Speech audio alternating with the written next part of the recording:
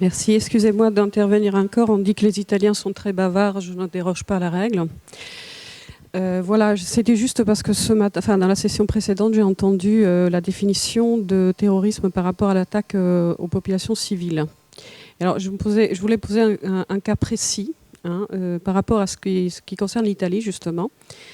A été évoquée la question de l'attentat à la gare, non pas de Milan, mais de Bologne. C'est de 1980, de août. Je suis bien placée pour le savoir, puisque le 1er août, je suis passée avec ma famille dans la gare de Bologne pour aller sur l'Adriatique, comme toutes les familles qui allaient en vacances. Et je ne dis pas ça par hasard, il y a une raison à cela. C'est que on a qualifié de terroristes des gens qui ont décidé de prendre les armes pour se battre, eux, contre un État terroriste pour le coup. Et quand je dis État terroriste, je pèse mes mots. Un État qui ne respecte pas la Constitution qui est la sienne propre. Un État qui héberge des bases militaires américaines en violation de l'article 11 de la Constitution italienne. Et je ne parle pas de base de l'OTAN, je parle de base uniquement américaine sans contrôle de l'État italien. Un État qui fait des expéditions militaires sans consulter le Parlement. Un État qui fait une répression contre sa propre population sur la base de lois. Je parle du Codice Rocco, qui est une loi qui est héritée du régime fasciste et qui n'a jamais été appliquée. Donc je parle de répression politique donc, au sein de ce pays. C'est un pays qui fait que consciemment, un certain nombre de personnes se sont posé la question de la lutte armée. Personnellement, à partir de 69, notamment après l'attentat du 12 décembre 69 à la Banque de l'Agriculture à Milan, et donc ils se sont posé cette question d'un retour du fascisme d'une certaine manière. Nous le voyons aujourd'hui sous nos yeux de façon spectaculaire. Personnellement, je ne suis pas favorable au fait que l'on supprime quelqu'un parce qu'on n'est pas d'accord avec lui. C'est quelque chose que je n'admets pas personnellement. Ceci dit, un attentat comme celui de la gare de Bologne, qui a été fait en 2 août, donc en pleine vacances, par des gens dont on sait que les commanditaires se trouvent au sommet de l'État, qui a fait donc 85 morts de gens qui allaient en vacances. Donc là, pour le coup, quelque chose de totalement aveugle, où on ne visait pas non plus une catégorie spécifique de personnes. Et un attentat ciblé contre une personne qu'on considère comme un ennemi dans un combat politique, pour moi, ce n'est pas du tout la même chose. Et je ne dis pas ça pour justifier le fait qu'on ait tué telle ou telle personne individuelle. Ce n'est pas du tout ma conception des choses. Mais en Italie, à l'heure actuelle, il y a un débat où on est en train de criminaliser tout ce qui a été des formes que personnellement je ne partage pas, mais d'opposition à une tyrannie réelle, dont on continue de voir les effets de plus en plus, et on met ça sur le même plan que des attentats qui auraient été fomentés par les sommets de l'État. Tout cela s'accompagne aussi d'une banalisation, d'une révision de la résistance et de l'histoire du fascisme, qui vise notamment à vouloir donner la pension militaire aux combattants de la République sociale italienne mise en place par Hitler avec Mussolini au lendemain de l'armistice du 8 septembre 1943. Donc je voudrais... là, il s'agit de populations civiles, dans un cas comme dans l'autre. Je parle d'attentats ciblés comme ceux qui ont été faits par ce qu'on a appelé le terrorisme rouge, d'un côté, et des attentats aveugles de masse où on a ciblé une population civile sans discernement et sans aucune cible, sans aucune, disons, objectif politique. Donc, encore une fois, je ne partage pas le fait de tuer des personnes pour des raisons politiques parce qu'on estime qu'ils sont une entrave à une lutte politique, mais je ne mets pas ça sur le même plan et j'aimerais que cette question soit posée. Voilà. Bon, je crois d'abord qu'il y a une évidente mécompréhension ou incompréhension de la chose. J'ai cité et énuméré un certain nombre d'attentats, de formes d'attentats, incluant par exemple la secte Aoun, les attentats de la fraction armée rouge, volontairement des attentats qui n'ont aucune ressemblance commune. J'ai parlé de l'attentat de Milan, qui est un attentat que l'on sait commis par le gouvernement italien. On le sait, en provocation justement contre les brigades rouges, etc., pour faire peser la répression sur les brigades rouges. Donc les attentats sont factieux. sacrificielles, sont politiques, sont pour l'indépendance nationale. Il y a de tous les caractères. Et c'est pour ça qu'il faut arriver à une définition militaire de l'attentat, non pas du terrorisme, mais de l'attentat. Qu'est-ce que je dis? Je dis une chose très simple. Je dis aujourd'hui, on culpabilise comme des terroristes des gens qui mènent des actions militaires. Il faut distinguer ceux qui mènent des actions militaires, qui ont des objectifs militaires et qui sont aujourd'hui qualifiés de terroristes, ou qui l'étaient hier, du reste la même chose, hein, dans les luttes, et de ceux qui mènent des actions, effectivement, sur des marchés ou sur des choses comme ça, qui sont là des crimes de guerre. On ne va pas changer la notion de crime de guerre si une bombe est passée sur un marché.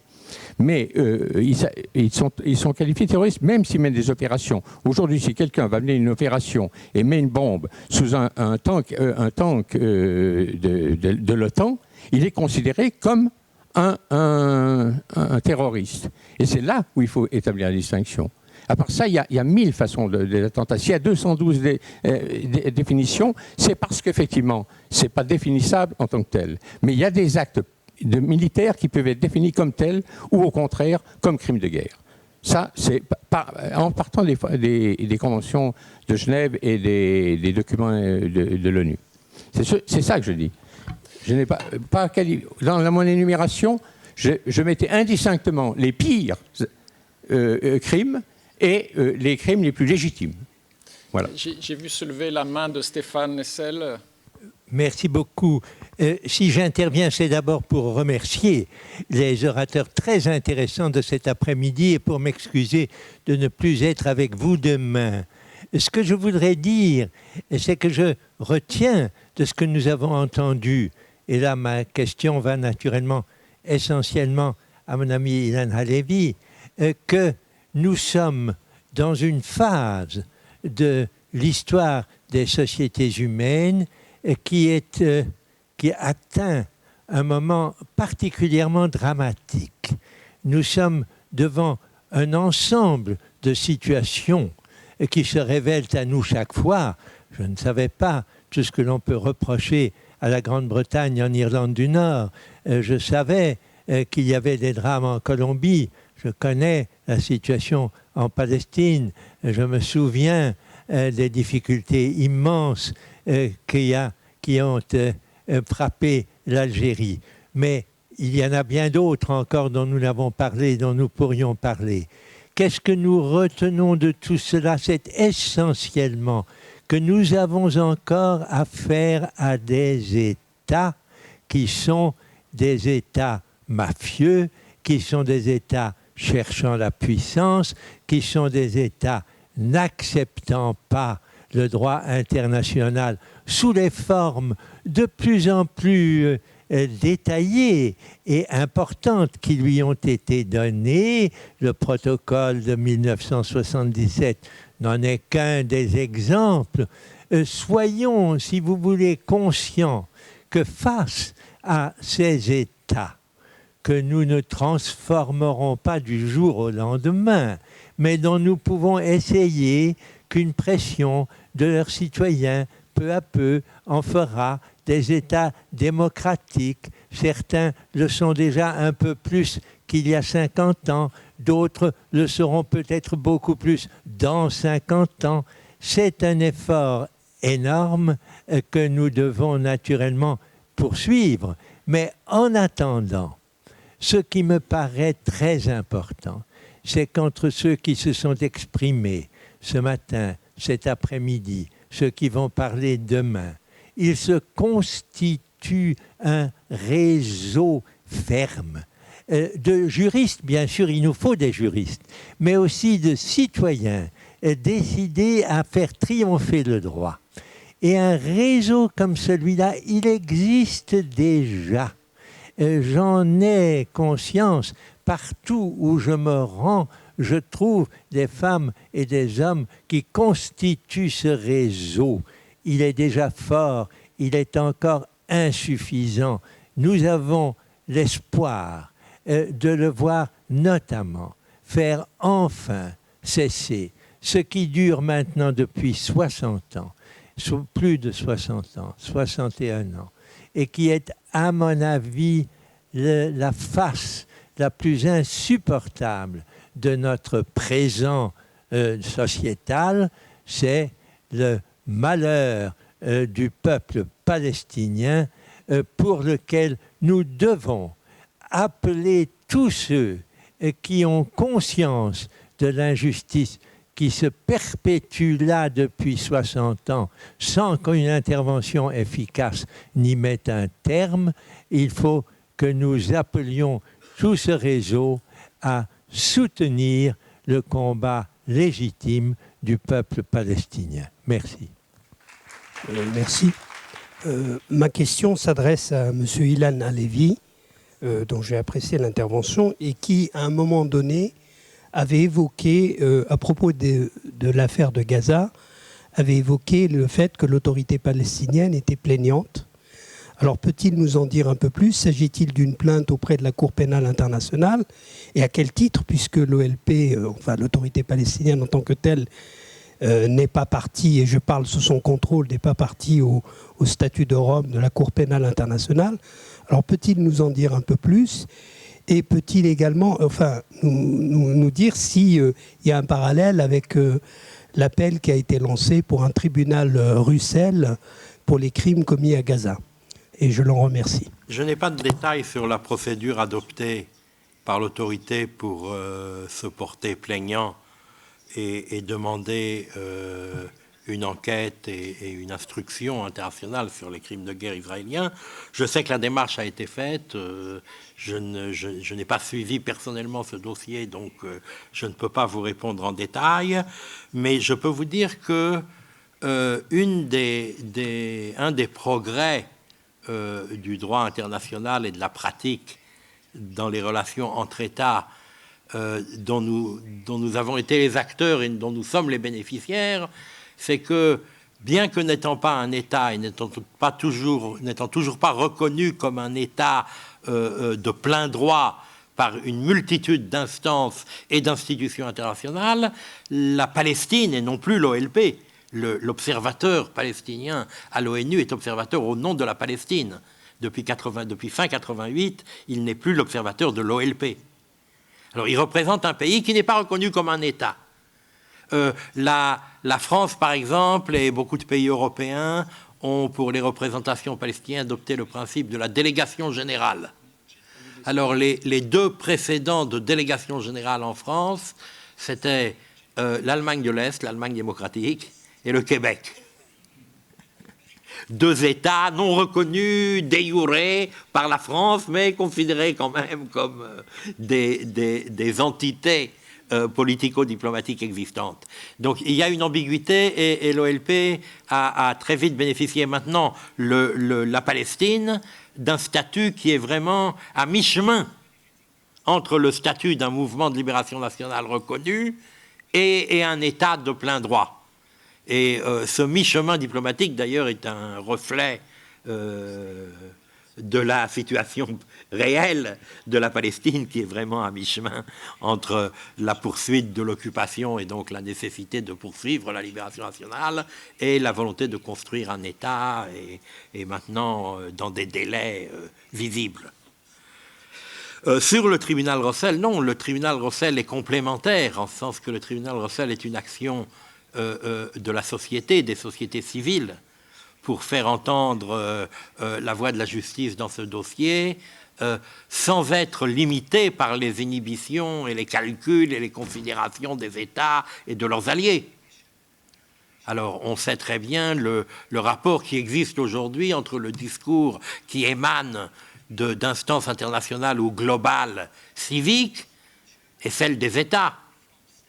Moi, je me souviens du premier sommet de Durban, où la conférence des ONG, qui se tenait parallèlement à la conférence des États, a traité de dossiers que les États avaient totalement exclus de leur débat.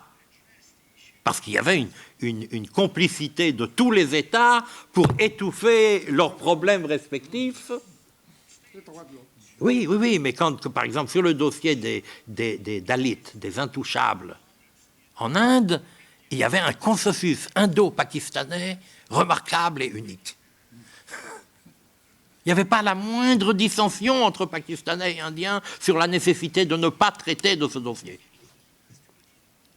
Donc, un tribunal Russell peut aller beaucoup plus vite et beaucoup plus loin que tout effort international, mais les efforts internationaux institutionnels ont une valeur stratégique beaucoup plus grande parce qu'ils peuvent être suivis d'effets si des décisions ou des condamnations sont prises. Donc, l'effet dissuasif d'une juridiction internationale officielle est incomparable. Mais des campagnes comme celle du tribunal Russell peuvent être justement le type d'action qui peut permettre aux sociétés de faire suffisamment pression sur les États pour qu'ils agissent. C'était par rapport à ce qui avait été dit ce matin. Je voulais faire une précision par rapport à la question des tirs de missiles, mais M. Halévy, je crois, a quand même bien éclairci ce point. Il me paraît très important parce que c'est à l'ordre du jour maintenant avec cette accusation double, n'est-ce pas, de la part du tribunal, qu'on peut tout à fait, du rapport de l'ONU, mais qu'on peut tout à fait comprendre. Mais je voulais simplement aussi amener une toute rapide réflexion autour de la guerre technologique, n'est-ce pas, qui est celle qui prime aujourd'hui. Et c'est l'instrument privilégié des États. C'est un type de guerre qui permet à l'agresseur de faire l'économie du prix du sang. Et ça, c'est nouveau, ça date de ce siècle. Hein. Et je pense qu'il faudrait que des intellectuels se penchent sur les effets qu'un tel type de guerre a sur les populations, c'est-à-dire les effets d'anonymisation et de déshumanisation tout à fait particulière qui appellent en retour un type de réponse. Enfin, je pense qu'il y a une espèce de désubjectivation, comme disent les psychanalystes, qui est produite par ce type d'attaque, où les populations n'ont pas aucun moyen de réponse. Et les drones sont un moyen, n'est-ce pas, un outil tout à fait pervers qu'il faut dénoncer et travailler là-dessus. Je pense qu'on n'y prête pas attention, c'est comme si ça allait de soi. Hein. Ça ne va pas de soi. Ça ne va pas de soi. Deuxième chose que je voulais, c'est exprimer un regret parce que je trouve que la situation de la Colombie, où il y a une telle désinformation comme pour tout de nos jours, ça aurait été excellent que cette personne, et je voulais demander aux organisateurs s'ils pourraient mettre en ligne sur un site l'exposé du Colombien qui n'a pas pu venir, parce que c'est très important. Voilà.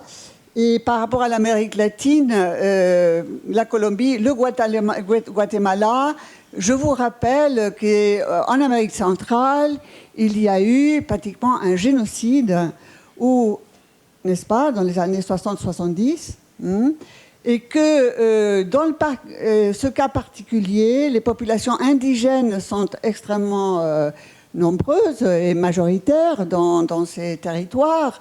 Et ça, je pense que ça allie les deux cas de figure que M. Halévy a mentionnés. Vous avez fait un distinguo, n'est-ce pas, d'affrontement entre groupes ou les ethnies. Mais c'est certain que s'il y a eu si peu de réactions de par le monde, on a beaucoup parlé de Pinochet, bien sûr, et à juste titre, mais on n'évoque pratiquement jamais le génocide des Indiens au Guatemala, hein. Et c'est des choses. Il y a de nombreux crimes. Hein. Bon, et puis, excusez-moi, je fais un peu de coq à l'âne, mais c'est pas facile. Monsieur qui a parlé de la Colombie, je vous rappelle, n'est-ce pas, que nous avons de nouveau 7 bases américaines installées sur le territoire latino-américain, étant donné que le gouvernement de l'Équateur a fermé les bases. Hein. Nous avons pas une, mais 7. Hein. Les Américains, Obama ou pas, continuent, n'est-ce pas, bien sûr, c'est sous prétexte de la lutte contre la drogue. On sait bien, n'est-ce pas, ce que ça veut dire. Voilà, merci. Ah oui, et la privatisation de la guerre aussi, hein, c'est un point. Et le droit international n'en parle pas, je pense. C'est nouveau, la privatisation de la guerre en Irak, entre autres. Roland Lombard, du CICUP. Oui, voudrais revenir sur les propos de M. Halévy. Il y a quelque chose qui me laisse perplexe. Vous avez dit que l'OLP avait renoncé aux actions violentes et de même que le Hamas venait de prendre cette décision. Alors, sur le plan moral, c'est évidemment très, très satisfaisant. Mais moi, là où vraiment je me pose des questions, c'est de savoir quel est le gain sur le terrain de telles décisions. En particulier, si vous pensez à Gaza, le fait que le Hamas ait pris la décision de ne plus participer à des lancements de roquettes, ça n'a strictement eu aucun effet sur le blocus.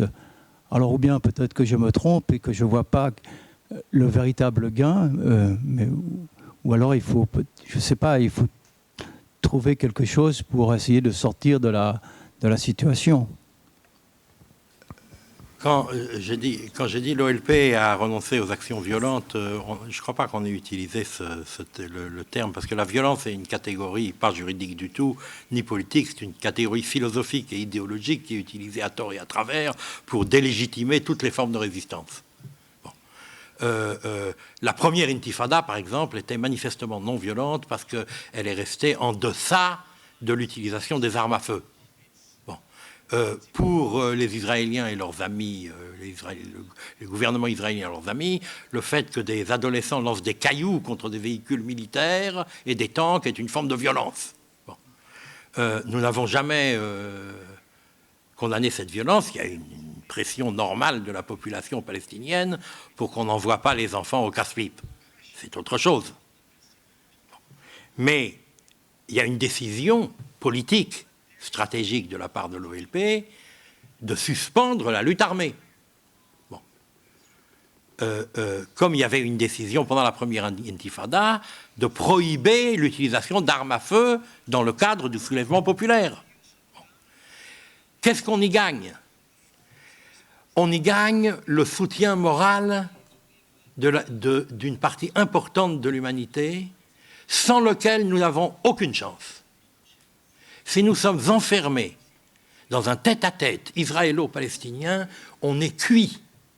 C'est ce que les Israéliens veulent depuis toujours, nous enfermer dans le seul tête-à-tête avec eux où leur puissance est démesurée par rapport à notre impuissance. Notre seule chance est de mobiliser en notre faveur la communauté internationale et d'abord et avant tout les opinions publiques. Parce que cette bataille, nous la gagnerons comme une bataille morale. Et nous n'avons plus d'illusions, en tout cas ce qui nous concerne dans le courant majoritaire dans l'OLP, nous n'avons plus d'illusions sur notre capacité à vaincre Israël militairement dans le court terme. Non pas que vaincre Israël militairement dans le court terme soit nécessairement un projet illégitime, mais c'est de toute évidence pour nous un projet parfaitement irréaliste. Et donc, s'entêter pour des raisons, fussent-elles les plus morales au monde, par attachement à la justice, par refus de céder et de s'engager dans un compromis honteux entre le droit et la force, par volonté de continuer à exiger le droit et tout le droit. Est-ce qu'on peut, quand on est responsable par rapport à un peuple qui souffre, adopter ce type de stratégie? On peut, quand on est un intellectuel sur les bords du débat ou un observateur loin du théâtre des opérations. Je crois personnellement qu'un responsable politique ne peut pas se permettre le luxe de ce radicalisme. Et qu'on doit toujours mettre son poids dans la balance pour que les choses soient un peu moins dramatiques et un peu mieux, et que les gens souffrent un peu moins, et qu'il y ait quelques avancées, même si rien de ça n'est le grand soir et la transformation du monde et la solution définitive et stable du problème. C'est un travail de fourmi, c'est un travail d'accumulation, et la renonciation à la lutte armée, qui n'est pas une criminalisation de la lutte armée en principe, ni de la lutte armée qui a eu lieu et dans laquelle nous nous sommes forgés.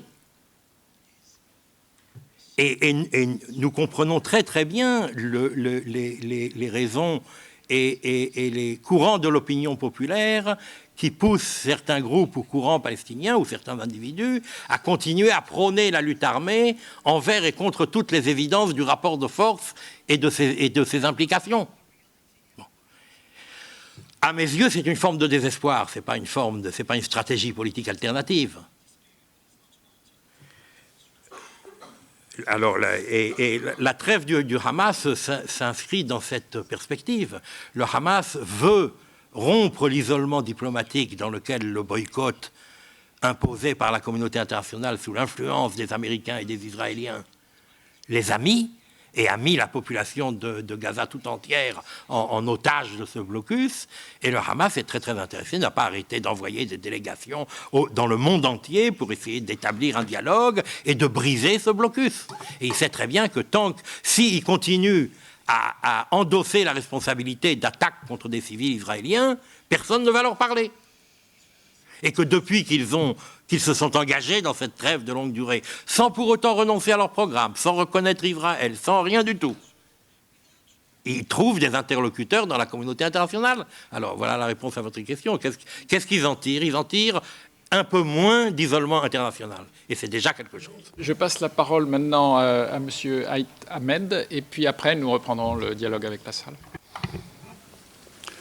Je m'excuse en avance de la façon dont je vais aborder le sujet. C'était très intéressant de débattre sur les notions de terrorisme, etc. Mais je crois que le problème fondamental, c'est la stratégie politique. C'est ça qui est important. Quand on m'a invité pour venir, après la dernière manifestation qui a eu lieu en Palestine, la toute dernière, votre camarade... Non, ici, à Paris. Et celui qui dirige les cahiers palestiniens, les cahiers de Palestine, il m'a invité. Elias Samba. Voilà. Et alors, qu'est-ce que j'ai dit? J'ai dit, s'il vous plaît, ne dilapidez pas les forces et les possibilités des jeunes. Ne faites pas de l'agitation, créez un gouvernement.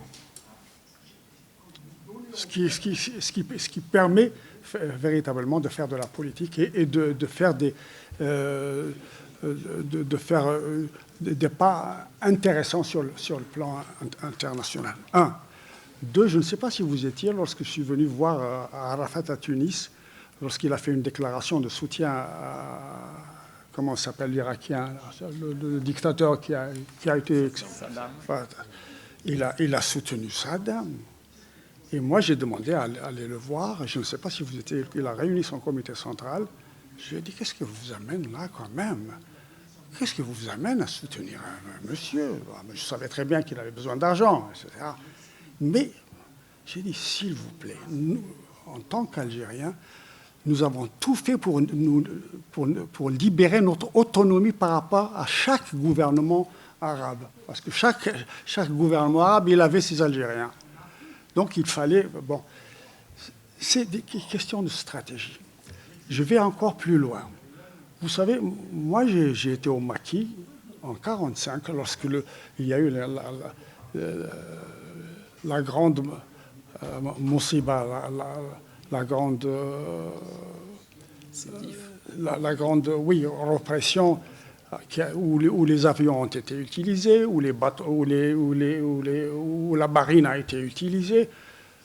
Des Algériens qui sont allés mourir en France, partout, ils apprennent en retour que leur famille a été détruite.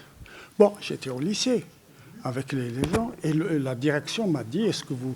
Bon, voilà, maintenant on vous demande d'aller des volontaires, on a accepté d'être volontaires. Bon, on avait demandé, on devait faire une insurrection en Kabylie. On arrive en Kabylie, il n'y avait rien dans l'organisation. Bon. Alors, la date était fixée. Et la veille de la date, on nous a dit non. On nous a dit, bon, il faut arrêter. Mais ce qui fait que c'est grâce au mouvement scout que nous avons créé pendant des années, qu'on a tenu. Mais après avoir, disons, donné l'ordre contraire, la direction a donné l'ordre, dans une partie de la Kabylie, à tuer les gens, les auxiliaires, à utiliser le terrorisme. Et alors, moi, j'ai été envoyé à Alger pour dire, mais c'est de la folie. Vous allez détruire tout ce que nous avons fait jusqu'à maintenant. Nous ne pouvons pas. Donc, c'est juste pour dire, il ne faut pas une stratégie d'improvisation ou une stratégie de comploteur. Il s'agit d'organiser les masses populaires, de permettre à la jeunesse de se... Voilà, donc je crois que c'est une question de stratégie politique. Vous voyez, maintenant, vous m'avez demandé de parler au nom de l'Afrique. Moi, j'ai fait une thèse sur l'Afrique que j'ai soutenue en France sur les droits de l'homme dans la charte et la pratique de l'OUA. J'avais rappelé ce qui s'était passé au Burundi et au Rwanda, déjà au début des années 60, etc. Bref, donc je connais la chose, mais la faute revient aux Africains, ce n'est pas seulement aux Européens qui cherchent leur fortune. Donc, ce qui est important, j'ai parlé un moment avec notre ami l'ambassadeur. Je lui ai dit, vous savez, en faisant la préface de mon texte, évidemment, j'ai étudié la façon dont l'Amérique latine a fait la première organisation régionale. Et d'ailleurs, le texte qu'ils avaient réussi à réaliser, ça a été cela la base aussi de l'Organisation des Nations Unies. Donc, ce que je veux dire... qu'est-ce que j'ai perdu la stratégie régionale. Oui. Alors, ce qui m'importe, moi, je suis né en Asie, avec la conférence de Bandung. La conférence de Bandung a été extraordinaire. C'est ce modèle-là qu'il faut essayer de suivre. Qui c'est qui a préparé la conférence de Bandung? C'est le Parti socialiste birman, celui qui avait préparé le père de la dame qui est aujourd'hui emprisonnée en Birmanie. C'est formidable. Il a lutté contre les Japonais, il a lutté contre les Anglais. Et puis, qu'est-ce qu'il a fait tout au long de sa gestion? Il a formé des cadres locaux, des cadres régionaux, y compris les Karines, ils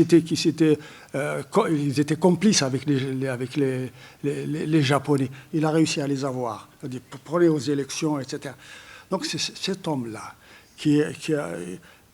avec évidemment aussi les socialistes d'Indonésie, qui ont une très grande culture, mais qui avaient un sens de la stratégie. Alors évidemment, même en Indonésie, il y a eu une tentative du Parti communiste de faire une révolution pour prendre le pouvoir selon les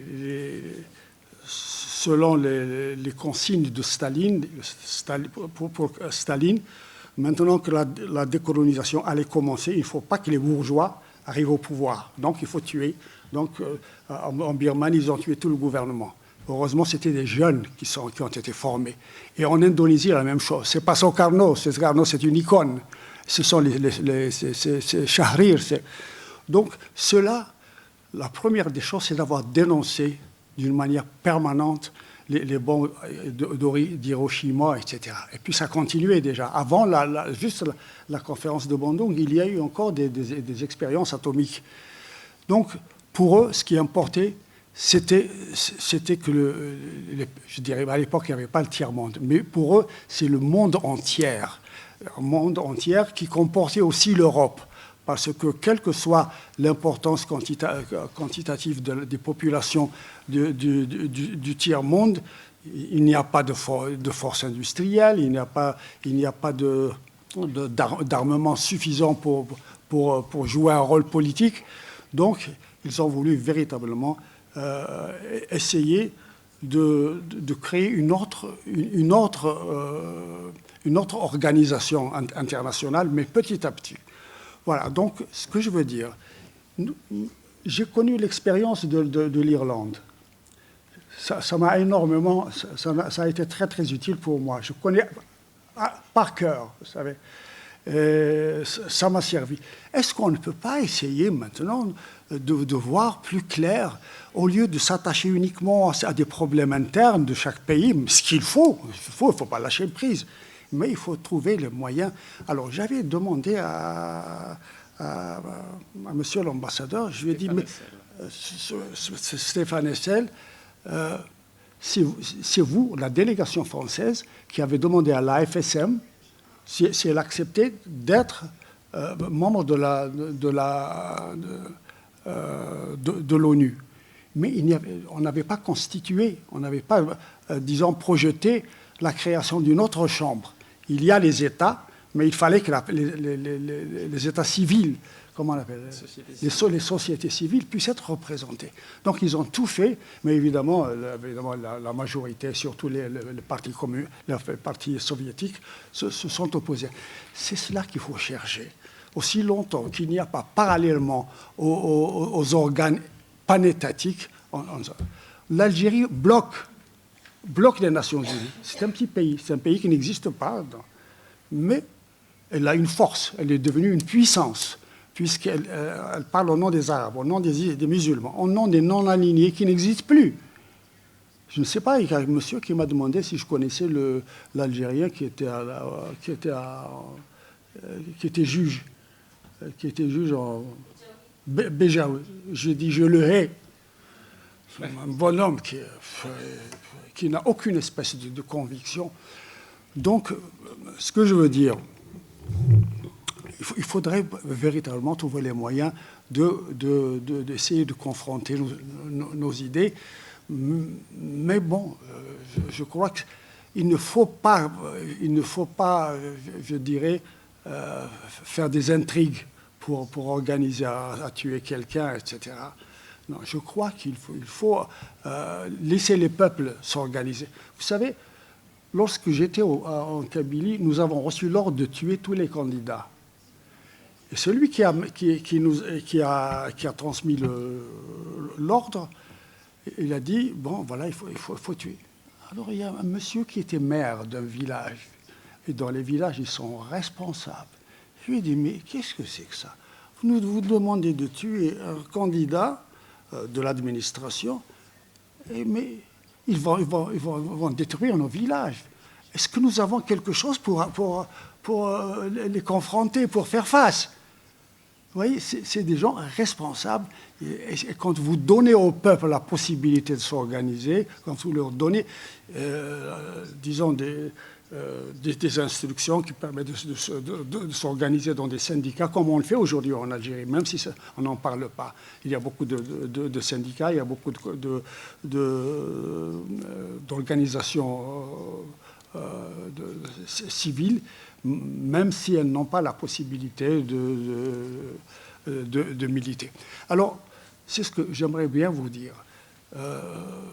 Nous avons pour devoir de continuer ce qui a été fait. Aujourd'hui, en Amérique latine, ça bouge beaucoup. Ça bouge beaucoup dans le sens de la démocratie. Quand on exclut l'Honduras, la délégation de l'Honduras à la réunion de l'Amérique latine, c'est formidable. Est-ce qu'on peut faire ça en Afrique? Les Africains sont morts, les Algériens sont morts.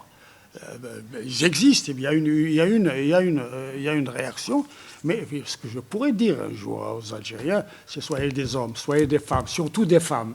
Parce que c'est les femmes pendant la guerre de libération qui ont dirigé le FLN et quand j'ai été membre de la comment ça s'appelle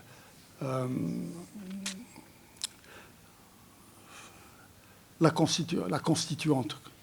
Je me suis présenté à la constituante. Je ne me suis pas présenté, on m'a imposé. Parce qu'en fait, cette constituante devait être élue, devait être organisée par le GPRA. Or, il y a eu un coup d'État de l'armée grâce à De Gaulle.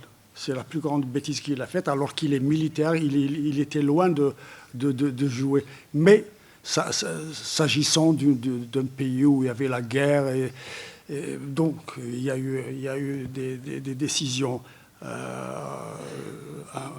des décisions qui ont été prises. Pour les réaliser, il fallait que l'armée rétablisse l'ordre, dans la stabilité. Il y avait donc l'Égypte. Pour l'Égypte, l'Algérie, c'est une province. Hein, ça n'a rien à voir. L'Égypte et puis le Maroc. Le Maroc, je le dis, je le redis aussi, parce que Ben Bella a promis qu'il allait reconnaître de certaines frontières. Et puis, une fois qu'il a pris le pouvoir, que les Marocains l'ont aidé, ils ont fait un coup d'État. Au lendemain de l'élection qui permettait à l'État algérien d'exister, parce que l'État algérien n'est pas le prolongement d'une dynastie tunisienne ou d'une monarchie marocaine, c'est le droit à l'autodétermination. Alors, il y a eu le coup d'État. C'est à partir de là que tout s'est gâté. Voilà.